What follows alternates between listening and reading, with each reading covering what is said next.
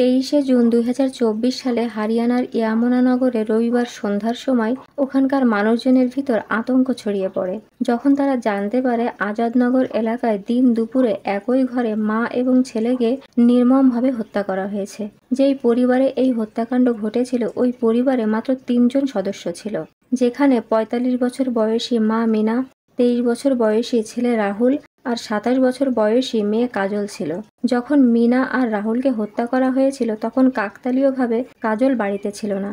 ঘটনার সময় ঘরের অবস্থা দেখে এটাই মনে হচ্ছিল যে হয়তো ছিনতাইকারীরা লুটপাট করতে এসে মিনা আর রাহুলকে হত্যা করেছে। তারপর বিকাল 3টার সময় কাজল যখন বাড়িতে আসে তখন ঘরের অবস্থা দেখে সে ভয় পেয়ে যায়। তারপর ড্রয়িং রুমে যেতেই সে দেখে তার ভাই রাহুলের লাশ মেঝেতে পড়ে আছে। এটা দেখে কাজলের অবস্থা তো খারাপ হয়ে যায়। সে বুঝতে পারে না যে সে কি করবে। তারপর সাহস করে সে ভিতরের ঘরের দিকে পা বাড়ায়, কিন্তু সেখানে গিয়ে সে যা দেখে তাতে তার পায়ের তলা থেকে যেন মাটি সরে যায়, কারণ ঘরে খাটের উপর তার মা মিনার লাশ পড়ে আছে। এই দৃশ্য দেখে কাজল চিৎকার করতে করতে বাড়ির বাইরে চলে আসে আর প্রতিবেশীদেরকে এই ঘটনা বলে। তারপর সে নিজেই 112 নম্বরে ফোন করে পুলিশকে এই মর্মান্তিক ঘটনা জানায়। খবর পাওয়া মাত্রই ইয়ামুনা নগরের পুলিশ দ্রুত ঘটনাস্থলে এসে পৌঁছায়। ততক্ষণে ওই বাড়িতে কাজলের আত্মীয়স্বজন এবং প্রতিবেশীদের ভিড় জমে যায়। ঘটনাস্থলে গিয়ে পুলিশ খুব ভালোভাবে তদন্ত করে দেখে মিনা আর রাহুলকে কোনো ভারী জিনিস দিয়ে মাথায় আঘাত করে এবং মোবাইল চার্জার কেবল দিয়ে গলা টিপে হত্যা করা হয়েছে। সেই মোবাইল চার্জারের কেবল ওইখানেই পড়েছিল। এছাড়াও ঘরের সব জিনিসপত্র এলোমেলোভাবে ছড়িয়ে ছিটিয়ে ছিল। তাছাড়া ঘরে একটি সিসিটিভি ক্যামেরাও লাগানো ছিল, কিন্তু পুলিশ যখন ক্যামেরার ফুটেজ দেখতে যায় তখন দেখে হত্যাকারীরা এই ঘটনা ঘটার আগেই সিসিটিভি ক্যামেরা অফ করে দিয়েছে। এটা পুলিশের কাছে খুবই অস্বাভাবিক লাগে, কারণ সাধারণত দোষী অপরাধ করে বাঁচার জন্য সিসিটিভি ক্যামেরার সাথে সাথে ডিভিআরও উঠিয়ে নিয়ে যায়, কিন্তু এখানে হত্যাকারীরা সেটা না করে সোজা ক্যামেরার সুইচ অফ করে দিয়েছে। এই ক্যামেরা অফ করার ঘটনা এজন্য অস্বাভাবিক লাগছিল কারণ বাড়িতে ঢুকে ক্যামেরা অফ করতে গেলে ক্যামেরা অফ হওয়ার আগের ফুটেজে তো সন্ত্রাসীদের দেখা যাবে, কিন্তু সেখানে তেমন কিছুই পুলিশ খুঁজে পায় না। ঘটনাস্থলে সর্বপ্রথম কাজল গিয়েছিল, তাই পুলিশ সবার আগে কাজলকেই জিজ্ঞাসাবাদ শুরু করে। কাজল পুলিশকে বলে সে দুপুরের দিকে বিউটি পার্লারে গিয়েছিল আর ঘরে ফেরার সময় তার মা তাকে মেসেজ করে 2 প্যাকেট জুস আনতে বলে, কিন্তু যখন সে জুস কিনে ঘরে ঢোকে ততক্ষণে সব কিছু শেষ হয়ে গিয়েছে। তার মা আর ভাইকে হত্যা করা হয়েছে। সেই জুসের প্যাকেটও ঘরে পড়েছিল, সাথে মায়ের দেয়া মেসেজও পুলিশকে দেখায় কাজল।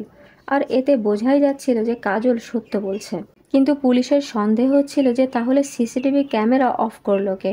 কাজলকে যখন এই ক্যামেরার ব্যাপারে জিজ্ঞাসা করা হয় তখন সেও এই ব্যাপারে যথাযথ কোনো উত্তর দিতে পারে না। যাই হোক, পুলিশ এবার এই কেসের তদন্তের জন্য কাজলদের বাড়ির পাশে গলিতে থাকা আরেকটি সিসিটিভি ক্যামেরার ফুটেজ চেক করা শুরু করে। আর এই ফুটেজ থেকেই দুটি আজব জিনিস পুলিশের সামনে আসে। ওই ফুটেজে দেখা যায় ওই দিন সকালের দিকে মুখে কাপড় বাঁধা একটি ছেলে কাজলদের বাড়ির দিকে যায়। আবার কিছু সময় পর দেখা যায় ওই ছেলেই ঘরের কিছু জিনিসপত্র নিয়ে বাইরে চলে যায়। কিন্তু অবাক করার বিষয় ছিল যে এই ক্যামেরা ফুটেজ অনুযায়ী ওই সময় কাজল তো বাড়িতেই ছিল, আর ওই ছেলেটা চলে যাওয়ার পর কাজলকেও বাড়ির বাইরে যেতে দেখা যায়। কিন্তু এখন প্রশ্ন ছিল যে ওই ছেলেটি কে ছিল এবং কাজলদের ঘরে কেন এসেছিল। কাজলকে এই ছেলেটির ব্যাপারে জিজ্ঞাসা করলে কাজল কিছুটা ঘাবড়ে যায়। একে তো ঘটনার দিন ওই বাড়ির সিসিটিভি ক্যামেরা অফ করা ছিল, আবার এই ছেলেটির ব্যাপারে জিজ্ঞাসা করাতে কাজল নার্ভাস হয়ে গেলে পুলিশ এবার কাজলকেই সন্দেহ করতে থাকে। এছাড়াও তদন্ত করে পুলিশ জানতে পারে কাজলদের বাড়ির সিসিটিভি ক্যামেরা ওই ঘটনার দিন সকালবেলাই অফ করা হয়েছে, কিন্তু কাজলের বয়ান অনুযায়ী ওই সময় কোনো ছিনতাইকারী তাদের বাড়িতে ঢোকেনি এবং কেউ খুনও হয়নি। তার মানে ওই দিন ওই ক্যামেরা ঘরের কোনো ব্যক্তি বন্ধ করেছিল।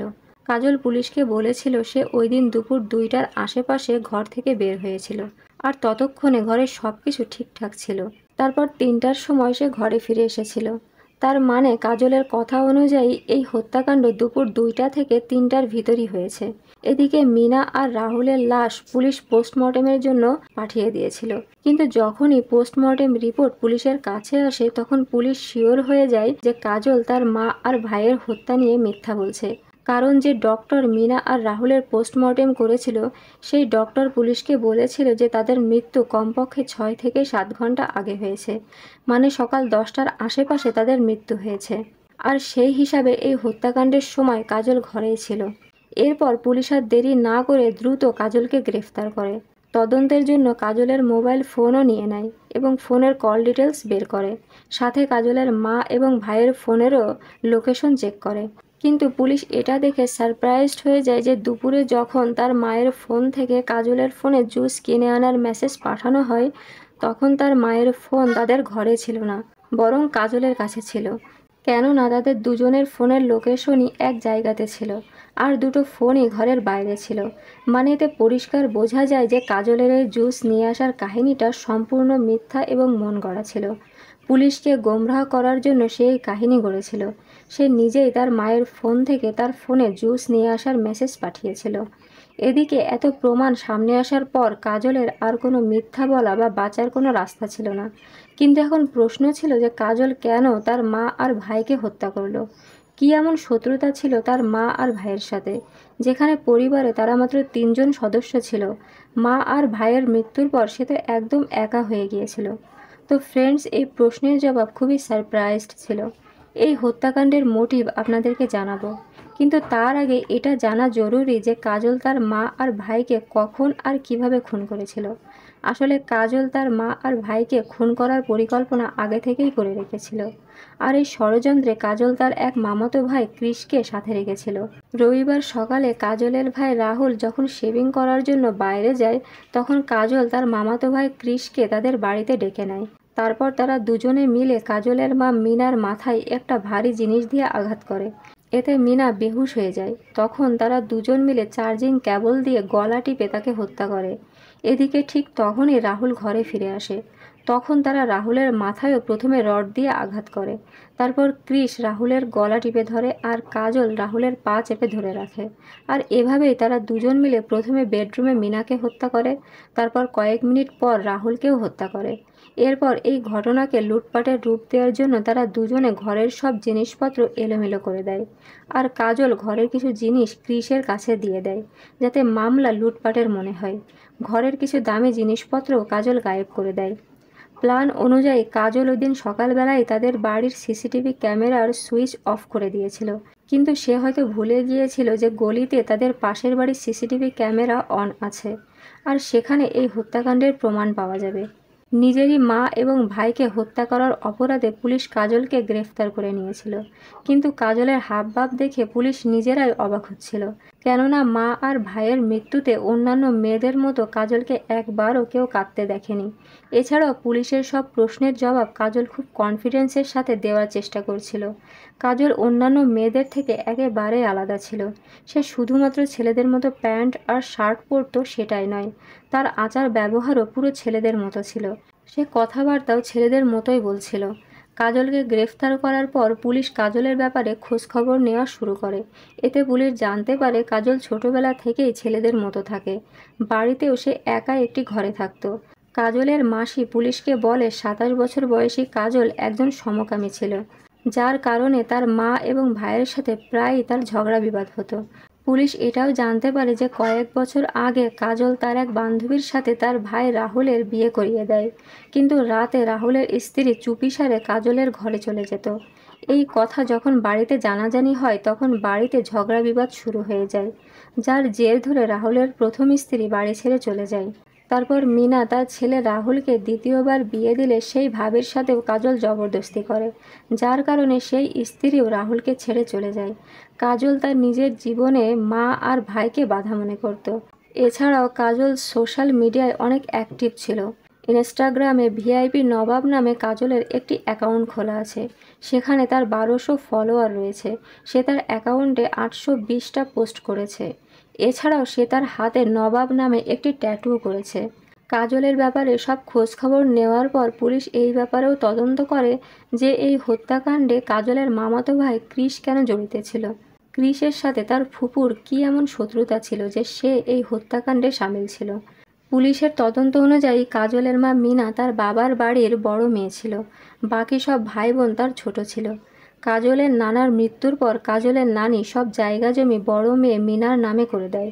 সে ওসিয়াতনামায় লিখে দেয় যে যখন সব ছেলে মেয়ে বড় হয়ে যাবে তখন বাড়ি জায়গা জমি সবাইকে সমানভাবে ভাগ করে দেওয়া হবে। কিন্তু যখন সবাই বড় হয়ে যায় তখন মিনা জায়গা জমি সবাইকে ভাগ করে দিতে অস্বীকৃতি জানায়, যার কারণে মিনার ভাই শিবা আর বোন কিরণের সাথে মিনার ঝগড়া বিবাদ হয়। এদিকে পিতার মৃত্যুর পর ক্রিসের ভয় হতে থাকে যে এবার তাকেও না বাড়ি ছেড়ে চলে যেতে হয়। এজন্যই ক্রিস 2.5 মাস আগে তার ফুপুর মেয়ে কাজলের সাথে বন্ধুত্ব গড়ে তোলে। তারপর তাদের দুজনের ভিতর চুক্তি হয় যে যদি মিনা আর রাহুলকে রাস্তা থেকে সরিয়ে দেওয়া যায় তাহলে সব সম্পত্তি তারা দুজনে ভাগ করে নেবে। আর এই সম্পত্তির জন্যই তারা দুজনে এই হত্যাকাণ্ডের পরিকল্পনা করে। কাজল সম্পত্তির সাথে সাথে নিজের লাইফ নিজের মতো করে এনজয় করার জন্য মা আর ভাই থেকে আজাদি চাইছিল। এই প্ল্যান মোতাবেক তারা দুজনে মিলে তাদের পরিবারেরই দুজনের জীবন নিয়ে নেয়। কিন্তু খুব দ্রুত তারা ধরা পড়ে যায়। অপরাধী যত চালাকি হোক না কেন, পুলিশ যদি ঠিকঠাক তদন্ত করে তাহলে অপরাধী আইন থেকে বাঁচতে পারে না। কাজল আর ক্রিসের রিমান্ড শেষে আদালতে পেশ করা হয়। সেখান থেকে তাদেরকে জেলে পাঠিয়ে দেওয়া হয়। এই কেসে ক্রিসের বড় ভাই ঈশানকেও পুলিশ গ্রেফতার করে, কারণ সেও এই হত্যাকাণ্ডের ষড়যন্ত্রে জড়িত ছিল। সে মিনা আর রাহুলের খুনের ব্যাপারে সব কিছু জানত। তো এই মর্মান্তিক ঘটনা সম্পর্কে আপনার কী মতামত সেটা কমেন্ট করে জানাতে পারেন। আর ভিডিওটি ভালো লাগলে একটা লাইক অ্যান্ড শেয়ার করতে পারেন এবং আমার এই ছোট্ট ইউটিউব চ্যানেলটি সাবস্ক্রাইব করে আমার পরিবারের নতুন সদস্য হতে পারেন। তো আজ এখানেই শেষ করছি, আবার ফিরবো কোনো এক অপরাধের গল্প নিয়ে। ততক্ষণ ভালো থাকবেন, সুস্থ থাকবেন এবং সুরক্ষিত থাকবেন। ভিডিওটি শেষ পর্যন্ত দেখার জন্য অনেক অনেক ধন্যবাদ।